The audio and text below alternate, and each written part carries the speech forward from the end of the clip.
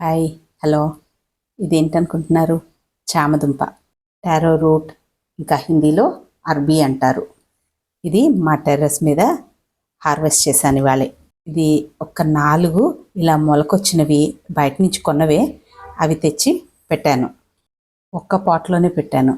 నా ఉద్దేశం ఆకొస్తే అది పప్పులోనో లేదంటే వాటితో పొట్లాలు చేస్తారు ఒక ఫ్రెండ్, చాలా బాగుంటాయి. అలాగా చేద్దామని నా ఉద్దేశం. కానీ అవి విపరీతమైన వర్షాలకి సరిగ్గా రాలేదు. నేను అనుకున్నాను మొత్తం కుళ్ళిపోయినాయి లోపల అనుకున్నా. కానీ లోపల ఒక్క 4 చిన్న దుంపలు పెట్టినందుకు చక్కగా నాకు ఇన్ని చామగండలు వచ్చాయి. ఇన్ని అంటున్నానని ఈ కాసినకేనా అని నవ్వుకోకండి. ఒకే ఒక్క పాట్లో పెట్టినవి కదా. నాకైతే ఈ హార్వెస్ట్ చాలా సర్ప్రైజ్.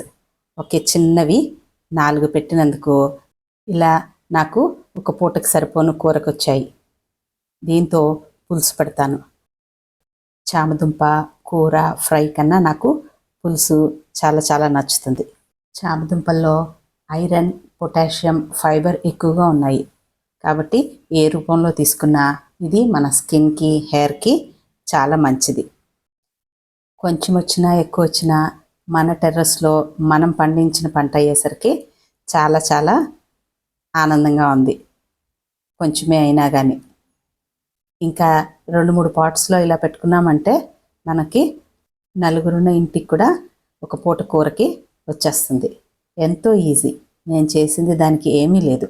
బయట నుంచి కొంచెం మొలకొచ్చినవి ఒక 4 చిన్నవి నాటాను. కొంచెం నీళ్లు పోసాను. నీళ్లు కూడా పోయలేదు చెప్పాలంటే, ఎందుకంటే మనకి ఈ మధ్యకాలంలో విపరీతమైన వర్షాలు కదా. యాక్చువల్గా నేను ఇది వస్తుందనే అనుకోలేదు. కుళ్ళిపోయి ఉంటుంది లోపల దుంప అంతా అనుకున్నాను. 1/2 కేజీ ఉంటాయేమో అంతే.